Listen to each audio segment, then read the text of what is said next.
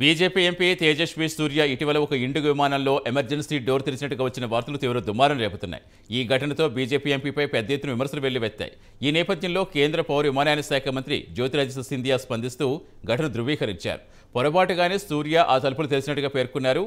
ఈ ఘటనలో వాస్తవాలు చూడాలని, ఆ తలుపులు పొరపాటుగా తెరిచారని, ఘటన అనంతరం విస్తృతంగా తనిఖీలు చేసిన తర్వాత విమానం గమ్యస్థానానికి బయలుదేరిందని సింధియా పేర్కొన్నారు.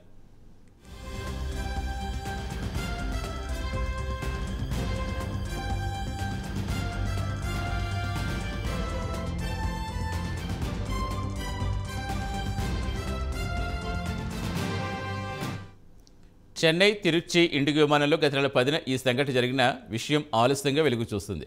తమ విమానంలో ఓ ప్రయాణికుడు ఎమర్జెన్సీ ఎగ్జిట్ పొరపాటుగా తెరిచారని ఇండిగో ఓ ప్రకటనలో వెల్లడించింది.